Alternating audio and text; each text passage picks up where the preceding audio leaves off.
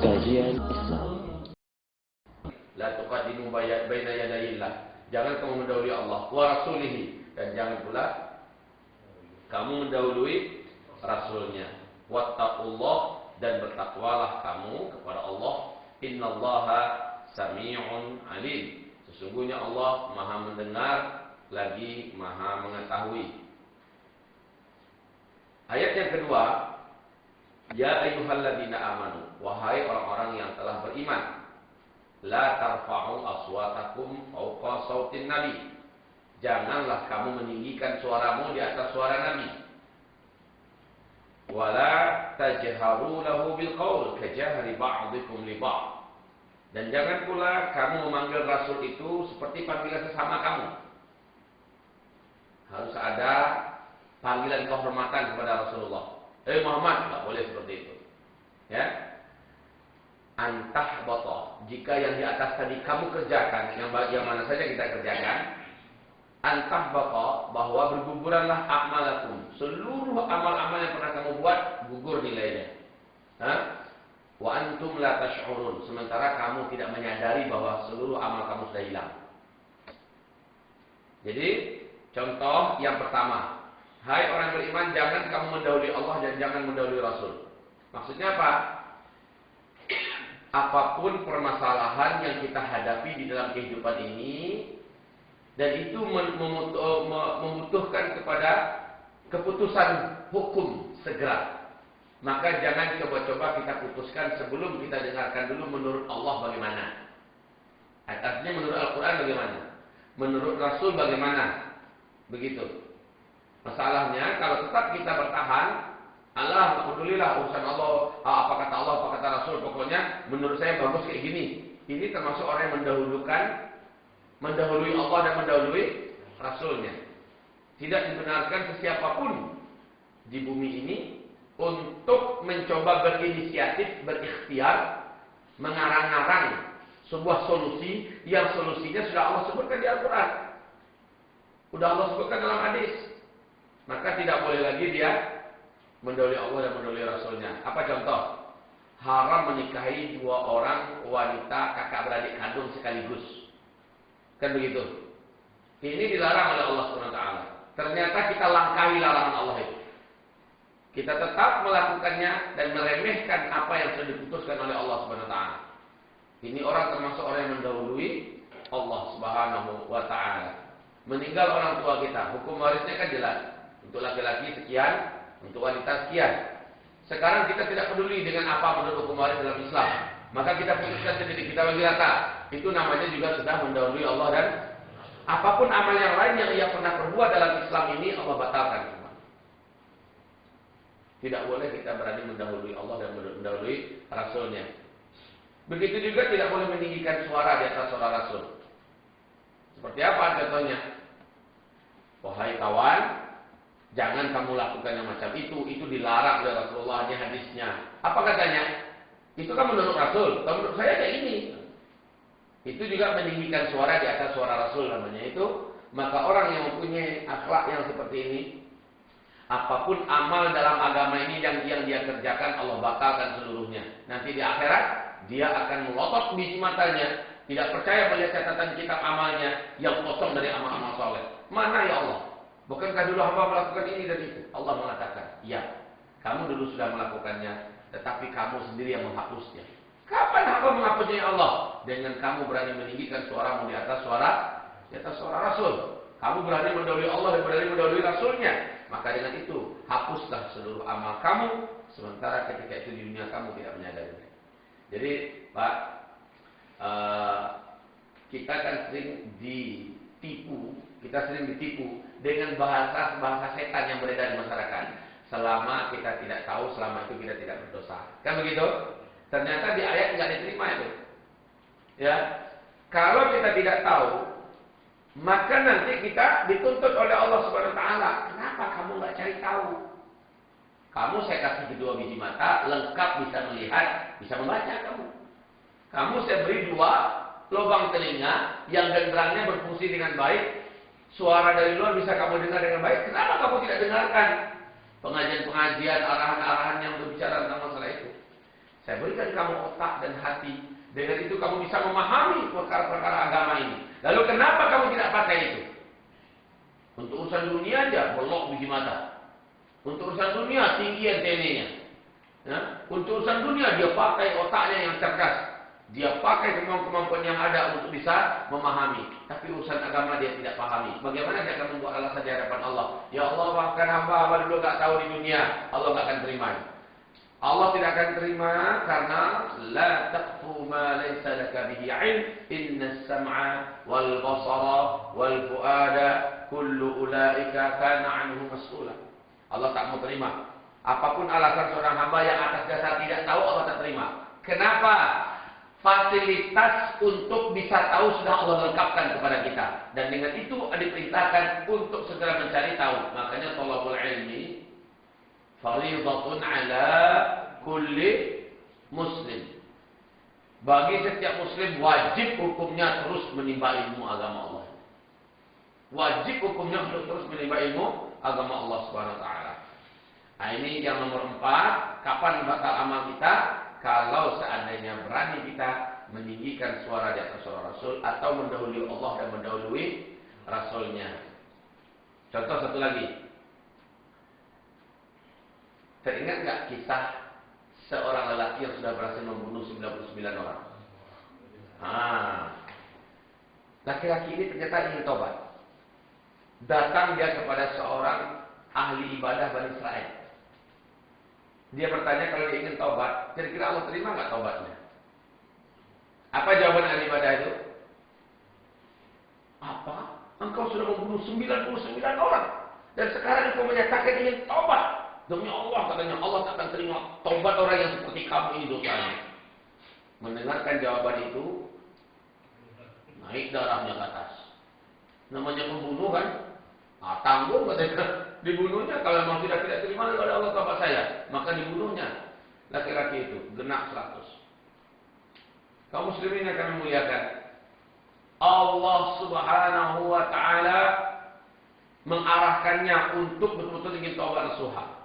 Dan di langit ternyata kata Rasulullah dalam Sahih Muslim, Allah berfirman, "Man ta'alla 'alayya anni la aghfiru li fulan." Siapa itu orang yang berani songong kepada saya? Siapa itu orang yang kurang ajar kepada saya? Berani dia mengatakan, saya tak akan ampuni hambaku yang ingin meminta keampunan dariku. Siapa mereka?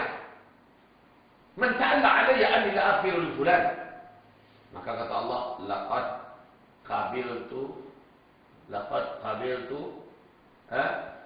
ahbattu amaluka wa ghafartu dzunubak. Dosa hamba yang ingin tobat aku terima dan aku putihkan. Sementara kamu hai yang kurang ajar, yang berani mengatakan aku tak akan ampuni dosa hamba yang ingin bertobat, aku hapuskan seluruh amal-amal. Ini termasuk mendahului Allah. Allah itu kan Maha Pengampun. Kok berani-beraninya dia mengatakan tak akan Allah ampuni? Ini termasuk mendahului Allah Subhanahu wa taala. Maka perbuatan yang semacam ini berdampak kepada dihapusnya kesolehan, ketaatan dan amal-amal yang kita buat semasa kita hidup ini. Ya Allah, alangkah ruginya orang ini. Nah, ini kaum muslimin yang kami muliakan. Ada pertanyaan yang nomor 4 ini. Karena kita selalu seperti itu, kita setiap meranjak dari satu kepada yang lain, kita buka sesi diskusinya. Jika ada tafadhol, kalau ada yang mau ditanyakan atau mau didiskusikan, biar tidak ada keraguan yang kita bawa pulang. Nomor 5, yang bisa membuat gugur batal amal kita adalah hasad. Kita dengarkan sebuah kisah menarik. Rasul sedang memberikan ceramah di tengah sahabat-sahabatnya. Tiba-tiba Rasulullah SAW berkata, saudara-saudara, kepengen tidak melihat wajah calon penghuni surga? Maka mereka menjawab, mau ya Rasulullah. Tunggu sebentar lagi, akan datang orangnya. Berdebar jatuh para sahabat, siapalah kira-kira orangnya itu? Siapalah kira-kira orangnya itu? Tiba-tiba muncul seorang laki-laki yang tak terkenal. Orang kota biasa, orang tidak terkenal, namanya juga tidak masyhur, dia yang muncul. Dan Nabi mengisyaratkan memang dia. Itu hari pertama. Besoknya diulangi balik oleh Rasulullah. Saudara-saudara, ada yang pengen melihat calon wajah calon penghuni surga, tidak mau, kata para sahabat. Mereka pikir mungkin orang lain. Ditunggu-tunggu, laki-laki itu juga yang muncul. Di hari yang ketiga persis seperti itu lagi ungkapan Rasulullah, dan laki-laki itu lagi yang muncul. Maka Anas bin Malik penasaran habis. Anas bin Malik penasaran habis. Dan dia berkata, Anas bin Malik waktu itu masih remaja, masih sangat belia. Dia bertanya kepada bapaknya, Pak, boleh saya numpang nginap nggak di rumah bapak 3 hari 3 malam? Singkat kita diizinkan oleh laki-laki itu. Maka berangkatlah Anas bin Malik ke rumah si bapak. Apa kerjaan Anas, Pak? Memperhatikan si bapak itu. Apa sih istimewanya orang ini? Sampai disebutkan dia adalah calon penghuni surga. Masya Allah. Kalau udah Rasul yang ngomong kayak gitu, tidak ada kepuasan dan kemantapan lebih daripada itu. Jadi Anas ini mau memeriksa di mana lah letak istimewa orang ini. Dia lihat sholatnya siang berjemaah ke masjid. Kayak sahabat yang lain juga kok. Justru para sahabat misalnya sholat sunatnya lebih panjang, baca Quran macam ini standar-standar semua. Di mana lah istimewa orang ini ya? Dia lihat malam, tahajudnya enggak juga begitu banyak, sebentar-sebentar aja selesai, witir, ya. Letak istimewanya. Sehari pertama lewat, dia belum melihat ada istimewaan. Bahkan sahabat-sahabat yang lain ada yang lebih banyak, lebih unggul. 2 hari dilalui oleh Anas bin Malik di rumah bapak itu persis seperti hari yang pertama. Tak ada kemajuan, tak ada hal yang menakjubkan. 3 hari kekecewaan Anas bin Malik lengkap sudah. Dia tidak menemukan sesuatu apapun yang istimewa pada laki-laki itu. Lalu kata Anas, Paman, ada nggak amalan Paman selain yang saya lihat yang Paman kerjakan terus? Kenapa memangnya, kata laki-laki itu? Masalahnya Paman, kata Rasulullah, adalah salah seorang calon penghuni surga. Makanya saya minta izin mau lihat apa sih istimewanya amalan Paman. Ternyata Paman tidak lebih istimewa daripada sahabat Nabi yang lain. Kalau gaya orang Arab kan ngomong kayak gitu, ya, lepas-lepas saja. Saya kan ngomong dengan orang-orang Arab ini istilahnya. Nggak ngomong lepas-lepas saja. Nggak ada istimewanya pada Paman ini. Ya, nah, seperti bapak ini seperti yang kau lihat. Jadi kalau kau kecewa, mohon maaflah. Bapak tidak ada punya kelebihan apa-apa kecuali seperti yang kau lihat. Ya udah Paman, terima kasih banyak. Paman sudah mengizinkan saya menginap di rumah ini selama 3 hari 3 malam. Jazakumullah khair istilahnya. Pamitlah Anas bin Malik. Baru beberapa langkah dipanggil kembali oleh bapaknya. Nak, sini nak. Cuma bapak ada satu hal yang bapak jaga dari sejak dulu sampai sekarang. Apa itu Paman? Tentang materi kita, topik kita. Siapapun yang dapat nikmat dari Allah SWT, Paman ikut bersyukur dan Paman tidak mendengkinya sedikit pun saja. Hanya itu kelebihan yang disimpannya. Tidak ada rasa dengki sedikit pun saja. Dan dengan kelebihan itu Allah Subhanahu wa taala menetapkan dia menjadi calon ahli surga padahal dia masih di dunia, dan Rasul memastikan itu. Yaitu tidak ada dengki kepada manusia. Hasad. Subhanallah, kaum muslimin ikhwafillah yang kami cintai, dengki itu hanya boleh pada 2 tempat, yaitu pada orang berilmu yang menyebarkan ilmunya dan dia bisa mengamalkan ilmunya. Boleh kita, bukan dengki ya, iri, ghibtah. Iri itu dibenarkan. Soalnya kalau dengki akibatnya ingin mencelakai dan bagaimana nikmat itu hilang dari orang itu kalau dengki ya.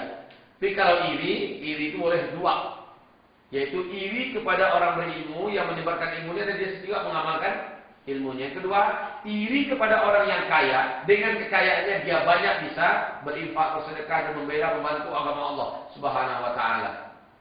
Iri yang semacam ini dibenarkan. Dengki, apa kata Rasulullah? Innal hasada, sesungguhnya kedengkian yakulul hasanat kama takulun narul hatab, akan menghabisi seluruh amal-amal solehnya sebagaimana api memakan kayu bakar. Habis, ludes dengan hasad. Ibarat Allah yang kami muliakan. Jadi hasad adalah pembakar seluruh amal-amal soleh kita yang paling efektif. apabila ini dipiara. Dan hasad ini sendiri kaum muslimin yang memuliakan hanya akan menimbulkan berbagai macam dosa. Dosa yang ditimbulkan oleh iblis gara-gara apa? Kalau Adam, dia diusir dari surga gara-gara mengikuti hawa nafsu. Sementara iblis dicampakkan dari surga gara-gara apa? Hasad. Gara-gara hasad. Ya, sombong, hasad. Di dalam kitab Talbis Iblis oleh Syekh Ibnul Jauzi disebutkan, iblis diusir dari surga gara-gara hasad, sementara Adam dan Hawa diusir dari surga gara-gara mengikuti hawa nafsu. Dua-duanya ini bisa menyebabkan kita tidak akan kembali ke surga, kampung halaman kita kaum muslimin. Nasallallahu taala al-afiyah. Kita sama-sama memohon kepada Allah, semoga Allah menyelamatkan kita. Ini yang nomor 5. Yang nomor 5 ini ada pertanyaan. Iya, tafadhol. Masalah hasad tadi. Hasad itu apakah hasad beda tipis dengan kibir? Kibir ini Rasul langsung menerjemahkan makna kibir. Apa terjemahan Rasul? Batarul haq wa ghamtun nas. Ya, batarul haq wa ghamtun nas. Apa itu batarul haq? Menolak kebenaran. Udah jelas ayat ini, udah jelas hadis, tetap dia tolak, itu namanya kibir. Kemudian ghamtun nas, meremehkan orang lain. Meremehkan orang lain. Dia meremehkan orang hanya karena kebendaan orang itu tidak seimbang dengannya. Kebendaan.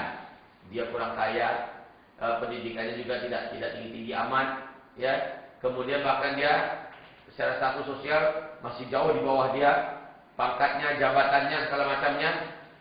Nah, ini akhirnya dia remehkan. Maka orang yang meremehkan itu persis seperti iblis meremehkan Adam. Makanya aba wastakbara wa kana minal kafirin. Enggan si iblis itu dalam mentaati perintah Allah tersebut kepada Adam, wastakbara, dan dia menyombongkan dirinya. Dalam hal ini dia membesarkan dirinya di hadapan Adam. Jadi siapapun saja yang menganggap dirinya lebih terhormat pada orang lain, maka dia kibir. Itu disebut dengan kibir. Baik, ada yang lain? Dan kibir ini tidak akan bisa memasukkan orang ke dalam surga walaupun kibir itu hanya sebesar ini. Mencium bau surga saja dari jarak 500 tahun sudah diharamkan darinya. La ilaha illallah. Ya. Baik. Nah, Tapi di hadis yang la yadkhul jannah man kana fi qalbihi mithqal dzarratin min kibr. Nah, Anda pernah dengar ulama mentafsirkan hadis ini, la yadkhul jannah ay la yadkhul mubashara. Enggak langsung masuk begitu. nah, Jadi dia ada karena kibernya tadi. nah, ada hadis yang lain, ya, ada hadis yang lain yang mendampingi hadis itu. Orang yang ada kibir dalam dadanya sebesar bintang saja, dia tidak akan mencium bau surga dari jarak 500 tahun perjalanan. Ini pertanda apa? Pertanda dia harus dicuci dulu kibirnya itu dalam neraka baru disurgakan. Ya, betul. Dia tidak akan langsung masuk surga, tapi nyangkut dulu di neraka. Wal'iyadzubillah. Baik. Hamba-hamba Allah yang kami muliakan, di sini kita mengetahui bahwa tema kita bukan kibir sebenarnya, ya. Tapi karena ditanya tentang masalah kibir, dia sedikit mengembang ke sana. Dan ini juga salah satu akhlak yang maaf ini biasanya dimiliki oleh para kubara dan zu'ama. Para pembesar-pembesar, orang kaya, tokoh-tokoh masyarakat dan para penguasa biasanya punya akhlak kibir. Menganggap orang lain itu kecil, tidak menghargai dan tidak menghormati orang lain. Mentang-mentang dia bupati, mentang-mentang dia camat, mentang-mentang dia wali kota, mentang-mentang dia menteri, mentang-mentang dia kan begitu. Lalu orang lain tak berharga di depan matanya, apalagi rakyat jelata. Begitu juga orang kaya. Tidak memandang dan tidak menghargai orang yang di bawahnya, mungkin pembantunya, tak ada harga di matanya. Ini juga termasuk kibir. Wa ghamtun nas, meremehkan manusia. Suatu ketika Rasul ingin menguji para sahabat sekalian mendidik mereka. Di depan beliau Rasul ngajak, tuan-tuan, itu orang yang lewat itu, penilaian tuan-tuan tentang dia bagaimana? Jadi yang lewat itu Pak, ternyata necis, kendaraannya mewah.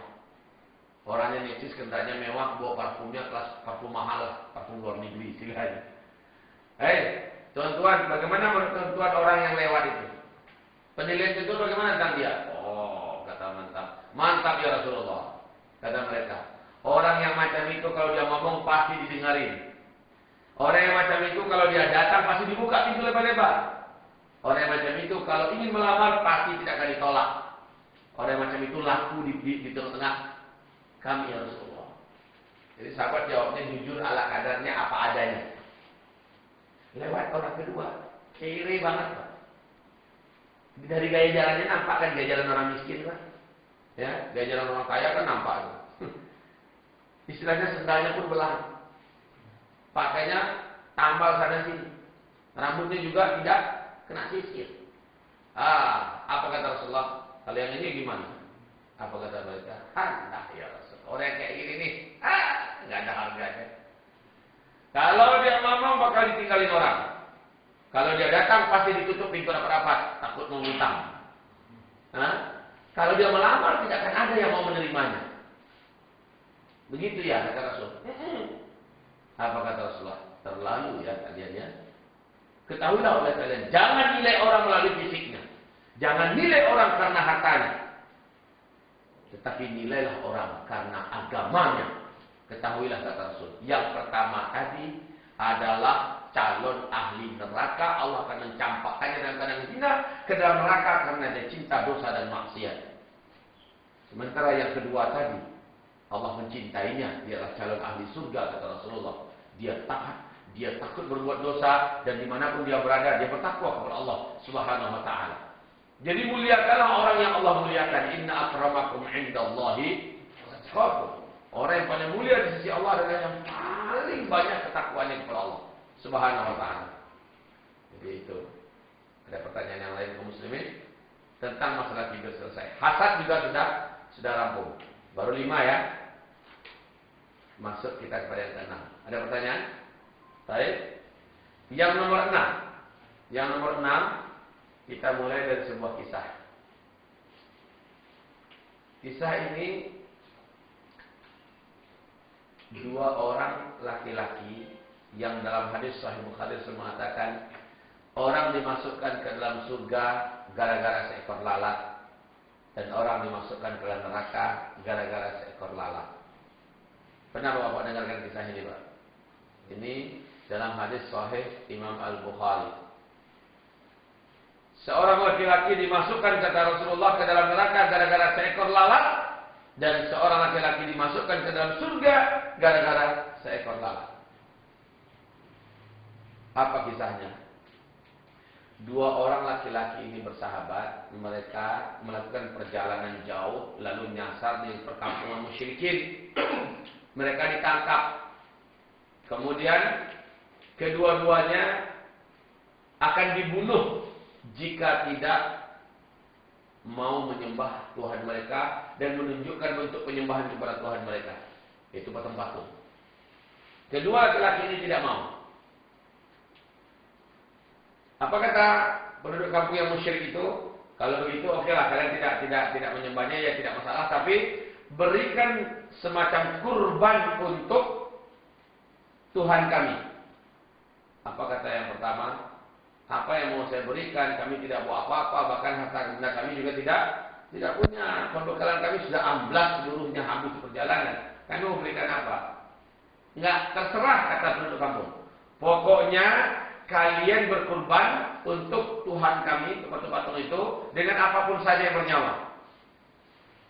Apa kata salah seorang di antara mereka berdua? Boleh nggak dengan lalat? Nah, kami gitu. Boleh nggak dengan lalat? Boleh. Yang pokoknya makhluk bernyawa dan niatkan itu adalah kurban buat patung Tuhan untuk Tuhan kami.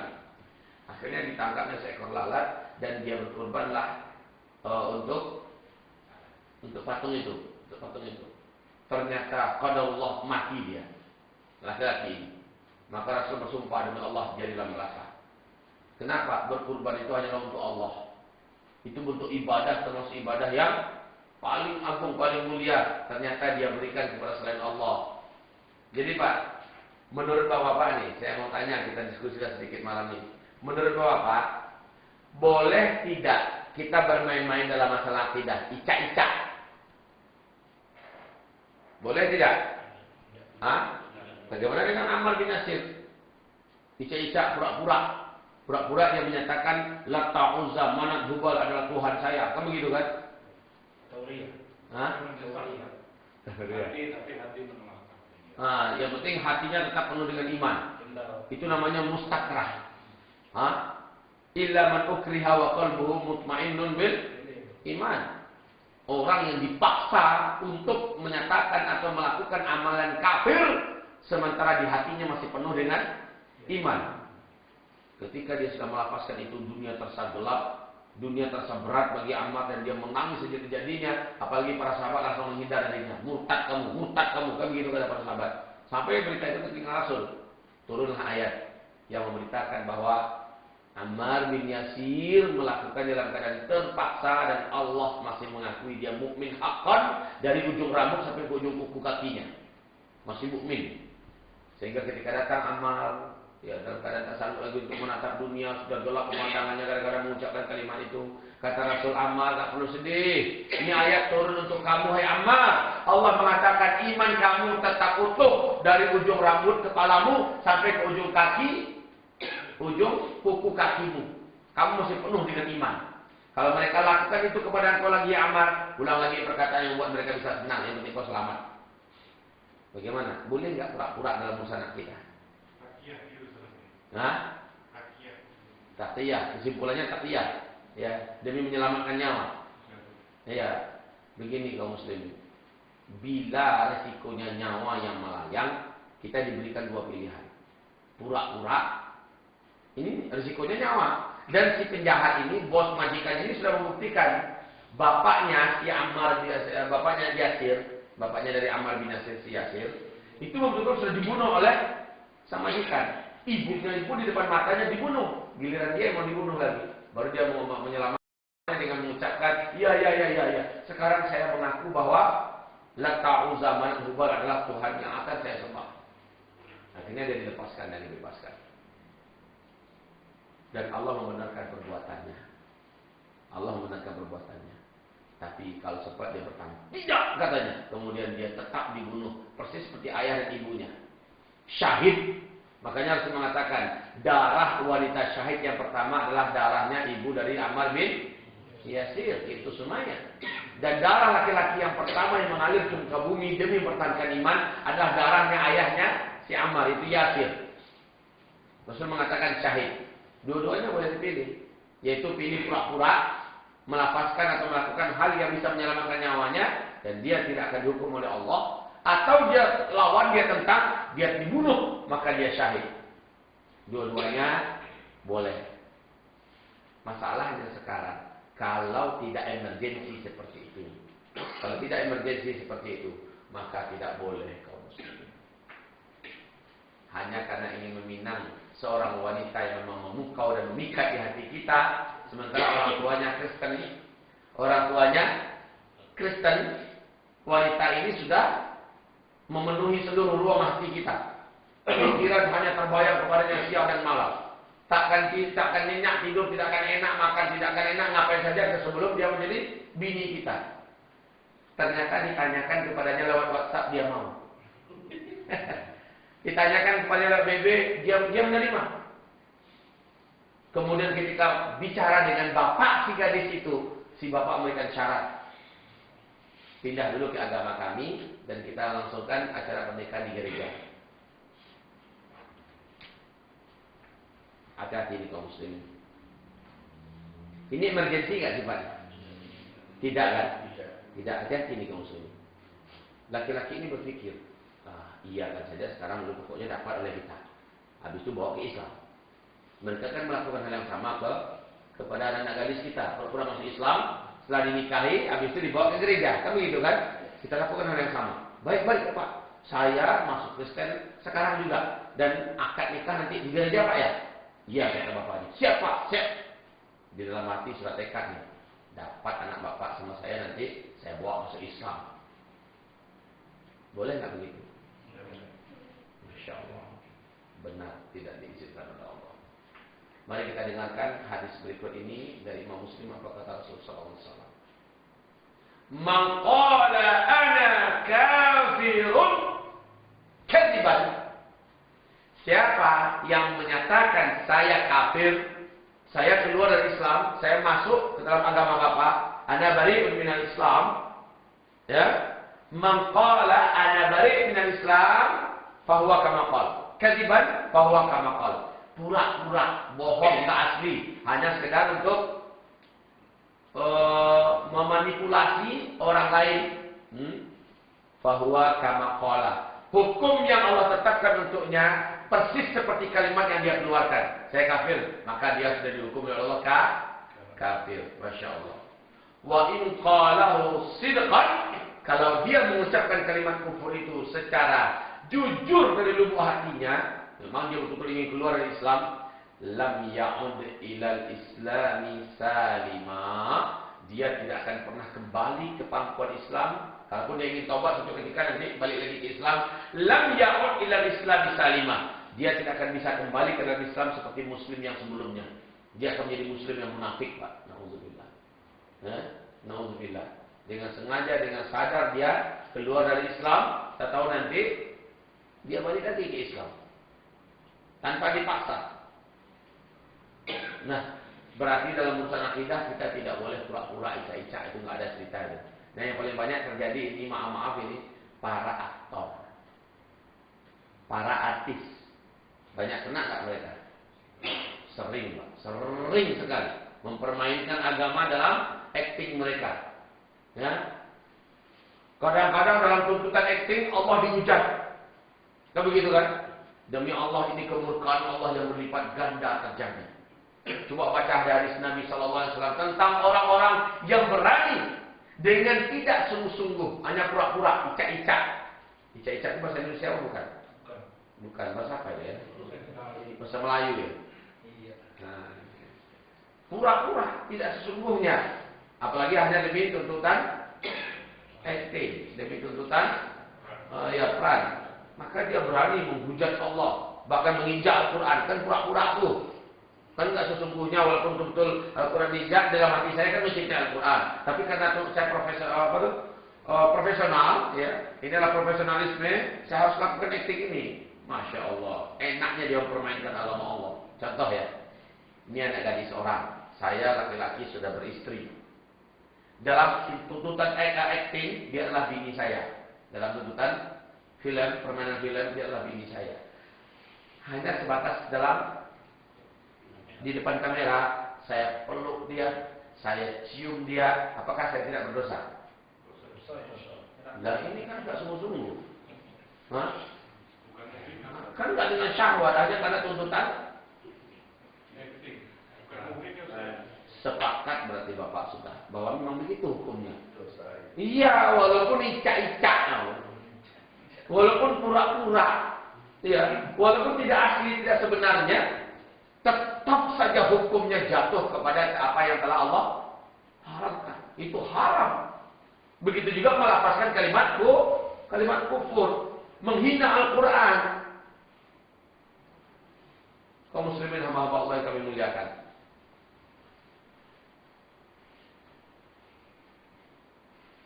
Sedikit agak terbayang oleh saya. Malam tadi kan saya berkunjung ke rumah Ustaz Farid. Beliau mengatakan kita akan membuat film. Ya, Pak Rizal, malam tadi beliau katakan kita akan buat film. Seorang tokoh yang sekelas dengan Ayatullah Khomeini menyatakan taubat dari syiahnya dan kembali kepada sunnah. Nah, tokoh ini akan kita perankan bagaimana proses dia hijrah menuju ke sunnah, ya. Dan ini pasti akan mempunyai banyak pengaruh kepada publik kita, masyarakat muslim kita di Indonesia, terkhususnya orang Syiah. Insya Allah mereka akan banyak yang kembali kepada sunnah. Terpikir oleh saya, kalau diperankan itu, siapapun pemerannya nanti, atau siapa tahu juga saya, Muhammadnya kan? Iya. Kalau diperankan itu, otomatis sebelum dia masuk ke sunnah, dia akan melafazkan kalimat ya. Lah itu ngeri, saya merinding saya jadinya. Mudah-mudahan bukan saya yang diminta jadi aktor. Ini contoh kaum muslimin. Siapapun yang akan memainkan peranannya, jangan pernah mencoba memainkan peranan itu. Ya, jangan pernah. Apalagi tuntutan akting harus seperti sungguh-sungguh kan gitu kan? Harus seperti sungguh-sungguh. Mencaci Bunda Aisyah, kan ngeri itu. Melaknat Abu Bakar, apa nggak ngeri itu?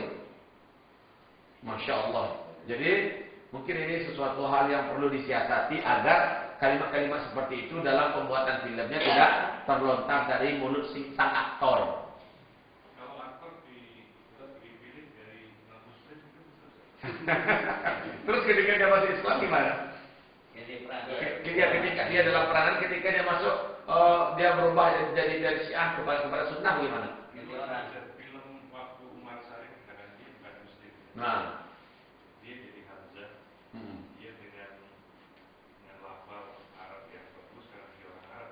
ya. Terakhir dia masuk Islam. Iya. Iya, karena terbuka dengan kisah itu ya, dengan sejarah itu. Boleh nggak kalau kita ambil non-muslim memerankannya?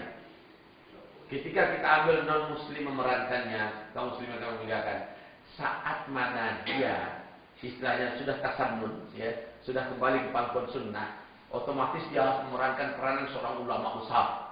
Kan begitu kan? Seorang ulama besar. Saat itu dia akan mengeluarkan fatwa, saat itu dia akan memegang Al-Quran, saat itu dia akan melafazkan kalimat-kalimat yang suci dan agung. Ya, saya yakin akan ketemu solusinya nanti itu. Mungkin ya, ketika apa? Ganti peranan gitu. Setelahnya ketika dia masih tasyayyu', masih Syiah, orang non-muslim yang dipakai, kan begitu kan? Dipakai. Tapi ketika dia sudah tasannun, Ustaz Farid yang jadi syekhnya, ini lupa apa. Kan bisa begitu. Jadi kalau kita memuliakan, berhati-hati. Kita berhati-hati dalam memainkan peranan apapun. Dalam agama tidak ada ceritanya pura-pura. Karena ini kan cuma pura-pura memeluk, tapi betul dipeluk. Ya, hanya kan pura-pura, kan bukan istri saya, ini kan hanya dalam film aja. Masalahnya sudah memeluk anak gadis seorang, oi. Sudah memeluk anak gadis seorang. Mana boleh kayak gitu. Jadi ini bahwa kita memuliakan alladzina takhadhu dinahum lahwa wa la'iba. Perhatikan. Di dalam surat An-Nisa Allah mengatakan, jangan kamu angkat wali. Orang-orang yang telah menjadikan agama kamu sebagai mainan dan olok-olokannya. Ya, sebagai permainan, jangan kamu angkat mereka sebagai wali kamu. Sebagai teman dekat, sebagai orang kepercayaan, sebagai tempat kita tolong, sebagai yang kita berikan wala, makanya nggak boleh. Ya. Nah, tadi pas disebutkan hadis yang dua orang itu dihadapkan yang salalat tadi itu dia dalam keadaan terpaksa atau enggak? mana ada terpaksa? Kalau dibunuh tadi. Iya, masalahnya kan baru sekedar diancam begitu aja, belum ada terbukti. Coba nanti dipelajari tentang masalah kapan takyah itu diizinkan. Udah terbukti bahwa orang ini bisa membuktikan ancamannya. Jadi kaum muslimin udah banyak tengkorak-tengkorak yang berserakan semuanya kan, udah jelas itu. Udah banyak beberapa orang digantung dan itu udah terbukti. Baru saat itu dia ada diizinkan untuk melakukan takyah. Ini ada pada sekian. ada, yaitu demi menyelamatkan salah satu dari yang 5. Nyawa, akal, harta, keturunan dan kehormatan. Kan begitu kan? Untuk demi menyelamatkan yang 5 ini daripada kebinasaan, maka dia boleh istilahnya statusnya adalah yang terpaksa.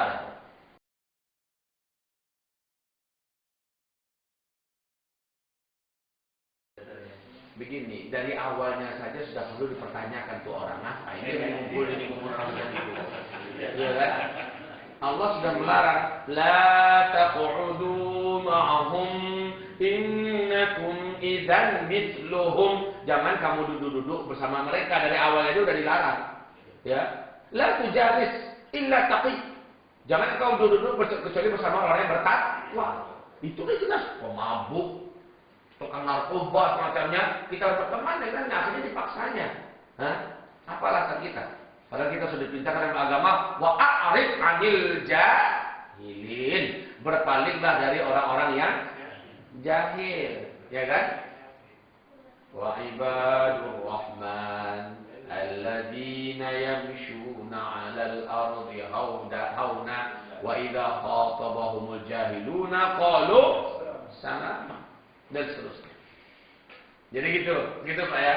Kita tidak dibenarkan dari awalnya duduk bersama mereka, ini tidak dibenarkan. Dia tujuannya kalau mau menasihati.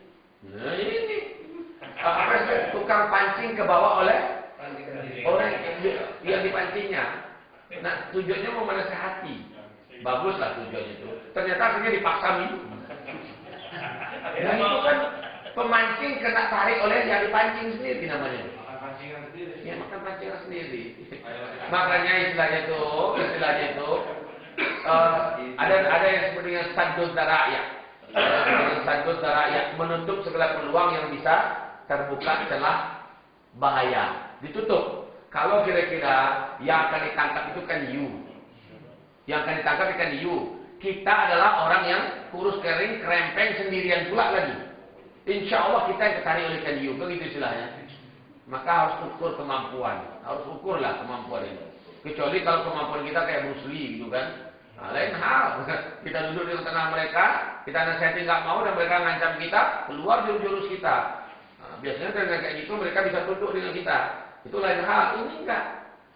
Sekali gertak juga kencing dalam celana kita apa itu saja andalkan di hadapan mereka.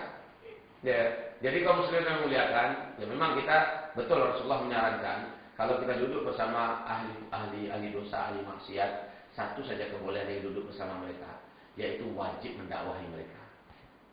Yang benar, wajib kita mendakwahi mereka. Seandainya kita tidak mampu mendakwahi mereka, jangan pernah mendekati mereka.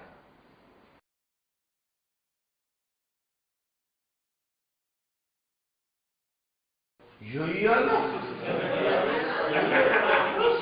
Baik, saya bacakan sebuah kaidah usul fikih yang seluruh imam mazhab yang 4 sepakat dengan kaidah itu. Apa itu?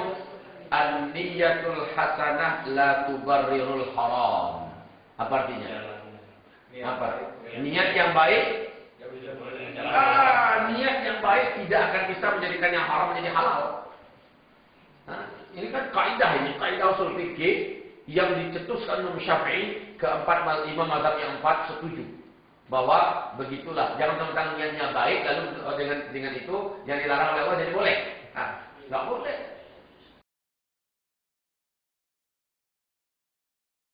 Kalau dia tidak tahu, ya, yang pertama dia tetap berdosa. Walaupun dia tidak tahu, dia tetap berdosa. Abdullah itu ayah kandungnya Nabi Muhammad, kan belum ada dakwah. Betul tidak? Matinya daripada musyrik kan? Padahal daripada tidak tahu tuh, masuk neraka kan? Kekal di neraka selama-lamanya kan Abdullah? Padahal tidak tahu. Orang yang tidak tahu istilahnya tidak adalah dakwah macam Nabi Muhammad mendakwah mereka kan tidak ada. Jadi tidak ada alasan orang yang tidak tahu lalu melakukan dosa dia tidak. Nah, yang dikatakan bahwa rufi'a 'an ummatil khata' wa nisyan wa mastukrihu 'alaiha itu diangkat dosa dan artinya tidak berdosa seseorang yang melakukan perbuatan dosa dalam 3 keadaan. Pertama, al-khata', enggak sengaja. Membunuh orang kan haram. Ya. Ternyata saya memanah kijang di hutan. Ternyata kujangnya meleset. Nah, pergi anak panahnya terus meluncur. Ada orang BAB di balik semak. Iya kan? Tembus lehernya. Kijang yang lain yang kena. Ya, orang lagi BAB mati, terpaksa mati. Maka dalam hukum Islam orang ini tidak berdosa sama sekali. Nah, itu contohnya khata' namanya. Ya. Yang kedua, rufi'a 'an ummatil khata' wan nisyan, lupa. Lupa bahwa kita ini adalah hari pertama Ramadan, makan di siang Ramadan. Atau ini hari pertama Ramadan atau berhubungan intim suami istri. Nah, tidak lupa. Apapun yang namanya lupa tidak berdosa. Sholat Isya malam tadi lupa. Baru teringat nanti jam 8 pagi. Maka kata Rasulullah, "Falyusalliha an dzakaraha." Kapan dia teringat langsung sholat saat itu kata Rasulullah sallallahu alaihi wasallam. Yang namanya lupa. Yang ketiga, wa mastabqulu alaih. Nah, ini dalam keadaan terpaksa. Memang dipaksa. Resikonya nyawanya melayang atau otaknya dibawa rusak atau hartanya dirampok, dirampas, itu udah terpaksa itu. Atau kehormatannya direnggut, dilecehkan, atau apa tadi? Yang 5 tadi keturunannya yang dibinasakan. Itu dalam keadaan terpaksa yang 5 tadi. Jadi orang yang tidak tahu hukumnya tetap saja memikul dosa. Ya, bedanya orang yang tidak tahu kalau dikasih tahu dia biasanya nih kalau memang akibat bakat hatinya itu orang baik dia akan cepat memperbaiki diri dan dia akan cepat tobat. Beda dengan orang yang sengaja melakukan perbuatan dosa dan salah setelah dia tahu itulah dosa, biasanya orang kayak gini yang susah dinasihatin. Ya. Jadi intinya jauh dari kafir kan jauh ya. Oh tidak. Kalau emang dia tobat dia jauh. Kita tidak mengatakan dia kafir. Ya, hanya saja dia tetap memikul dosa. Kecuali kalau dilakukannya kemurtadan atau hal yang syirik akbar, kayak ayahnya Nabi Muhammad SAW. Ya, kalau yang dilakukannya sekedar dosa berzina, ya, kalau dilakukannya minum khamar, ya insya Allah Taala dia akan masuk surga selama dia meyakini itu adalah haram, tapi hawa nafsunya tidak terkendalikan olehnya, ya, dia akan masuk surga. Hanya saja dia harus merasakan pembersihan dosanya itu di dalam azab neraka. Wal'iyadzubillah.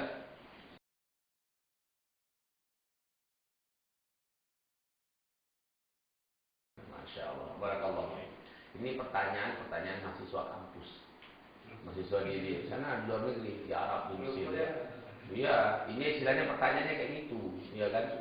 Begini, Imam Syafi'i dalam kitab Mabadi Awaliyah yang menyebutkan, jika satu kaum tentu sama sekali belum pernah didatangi oleh ahli dakwah, belum pernah, tidak kenal Islamnya sama sekali, maka Allah akan menghisap mereka nanti pada hari kiamat dengan fitrah mereka. Setiap manusia terlahir dalam keadaan fitrah. Tidak ada orang yang tidak senang dengan perbuatan adil, ya. Tidak ada orang tidak suka dengan perbuatan suka menolong, ya kan, jujur, itu fitrah ya. Tidak ada orang yang tidak sakit hati dan benci dengan dizalimi, ditipu, barang kita dicuri, pencuri. Pasti semua orang sepakat bahwa itu tidak baik. Jadi dengan fitrah itu nanti mereka akan diadili, dihisab oleh Allah Subhanahu wa taala. Diuji enggak, Ustaz? Diuji bagaimana? Ada yang pernah dengar dua pendapat itu ya. Di akhirat jadi dia diuji kembali. Gitu. Nah, untuk apa yang akan terjadi di akhirat, dia diuji kembali atau tidak, harus ada dalil. Karena ini berkaitan masalah gaib. Kalau hanya sekedar menurut saya dia nanti diuji, enggak laku begitu. Ya, harus ada dalil bahwa dia akan diuji kembali. Mana dalilnya? Kalau ada dalilnya baru kita terima. Kemudian tadi Abdullah apakah termasuk yang tak masuk akal tadi? Mana? Begini, di zaman Abdullah itu, ayah Nabi Muhammad, sudah ada agama Nabi Isa alaihissalam yang beredar ke seluruh muka. Iya, fatrah antara Nabi Muhammad dengan Nabi Isa. Itu agama Nabi Isa itu, bahkan di Mekah sendiri ada nama kelompoknya yang disebut dengan kelompok Al-Hanifiyah. Yaitu orang yang masih berjalan di atas ajaran agama yang lurus yang dibawa oleh Nabi Isa. Nah, Abdullah saja nggak mau untuk belajar ke sana. Ngapain dia mau belajar? Kan begitu kan? Nah, mafhum? Barakallahu fiik. Nah, Kalau Waraqah bin Nawfal yang dia masuk surga. dia termasuk Hanifiyah. Dia termasuk Hanifiyah. Dia termasuk Hanifiyah, kelompok Hanifiyah. Itu kan Nabi Muhammad belum jadi nabi lagi tuh. Ya, baru awal apa? Mimpi baru. Awal wahyu baru turun. Jadi kata Waraqah bin Nawfal, kalau sempat saya panjang umur, saya akan jadi pembelanya nanti ketika kaumnya memusuhinya. Saya akan menjadi pelindungnya ketika kaumnya mengusirnya. Sehingga Nabi Muhammad bertanya, aku akan diusir nanti, kata Nabi Muhammad. Kan begitu kan? Nah, itu pernyataan bahwa itu dia sudah mensyaratkan dia siap beriman. Waraqah bin Nawfal. Itulah tandanya dia orang yang mengikuti ke agama yang Hanifiyah, yang lurus.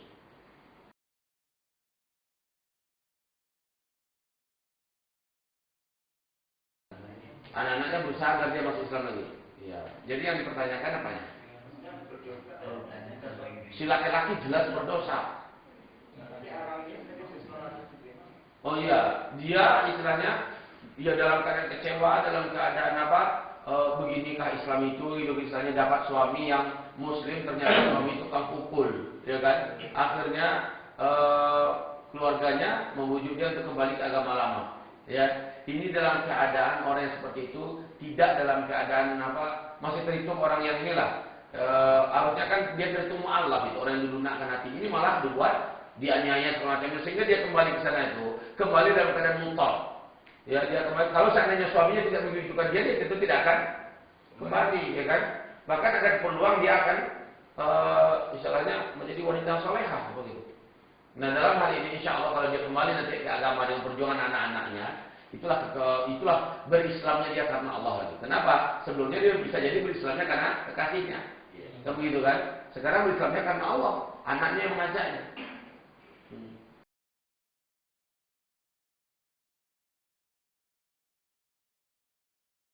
Sebenarnya berisiko kalau seandainya benteng dari laki-laki ini juga tidak cukup, lalu dia menikahi wanita ahli kitab, berisiko.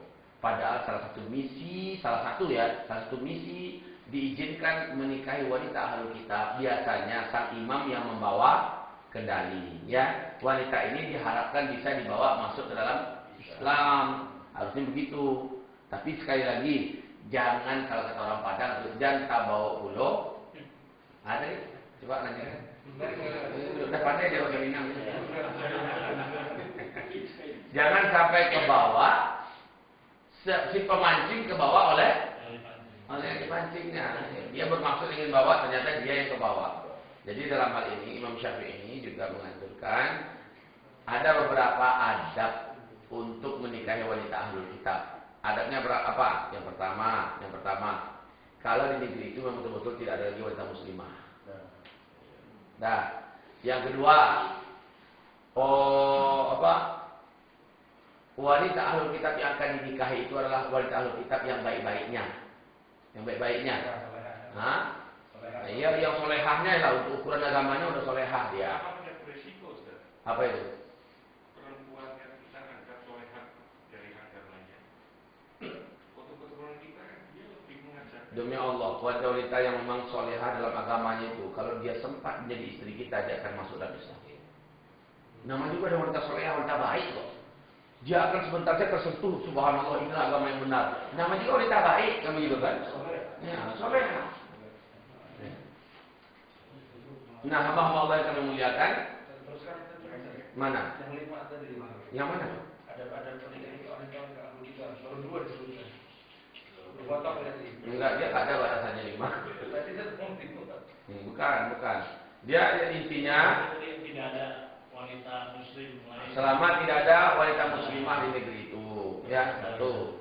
Kalaupun ada, istilahnya tidak mencukupi. Laki-laki jumlahnya 300 orang, wanita muslimah cuma 250 orang umpamanya kan. Baru diizinkan. Itu pun memilih kita, dipilih mana-mana yang soleh al-muhsanahnya lah. Itu yang kedua. Nah, kaum muslimin yang memuliakan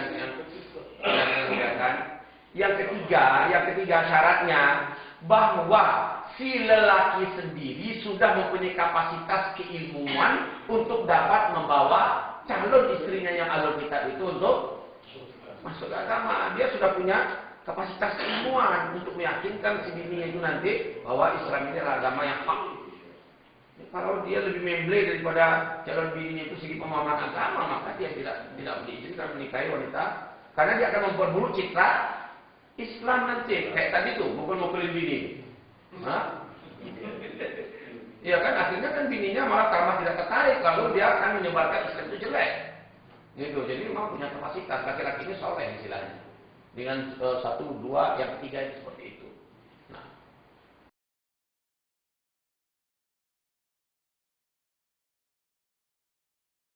Masih. Walaupun kitabnya sudah dirubah-rubah sekarang ini, ya. Sudah banyak yuharrifuna kalimah mawadhi'ih, itu terlalu banyak terjadi pada kitab Taurat dan Injil. Tetap saja mereka di kitab dikatakan sebagai ahlul kitab. Mereka tetap dikatakan ahlul kitab, sehingga sembelihan mereka sampai hari kiamat tetap boleh untuk kita makan. Ayatnya menyebutkan tadi, uhilla lakum al-yawma uhilla lakum. Nah, ya kan? Jadi wa ta'amul ladzina utul kitaba hillul lakum. Makanan para ahlul kitab itu tetap halal untuk kamu. Jadi begitu. Berarti mereka tetap diakui sebagai ahlul kitab walaupun mereka merubah kitabnya. Ya. Nah.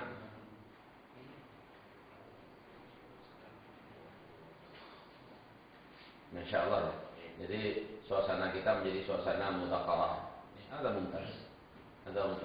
Karena tidak seluruhnya majelis ilmu itu harus dari satu pihak saja. Kadang-kadang tersumbat-sumbat dari kita itu jadi dilepaskan, didapatkan penyalurannya. Ya. Nah, ikhwafillah hamba Allah yang muliakan, sebenarnya saya dapat undangan. Untuk berangkat ke Pamulang dari salah seorang tokoh dan ulama kita juga. Dia berharap betul agar saya datang ke undangannya. Saya katakan, kami sudah berusaha tapi macet total tadi lepas sholat Jumat. Pasal harus kami balik karena mengejar pengajian kita ini. Nah, sekarang dia katakan, saya tunggu Ustaz sampai jam 11 saya tunggu. Dan ini ke Pamulang keburu nggak? Jam 11. Insyaallah. Ya, jadi artinya taklim kita natawaqaf ila hadzal had. Ya, kita cukupi sampai di batas ini. Insya Allah bermanfaat sedikit banyak yang kita sampaikan tadi.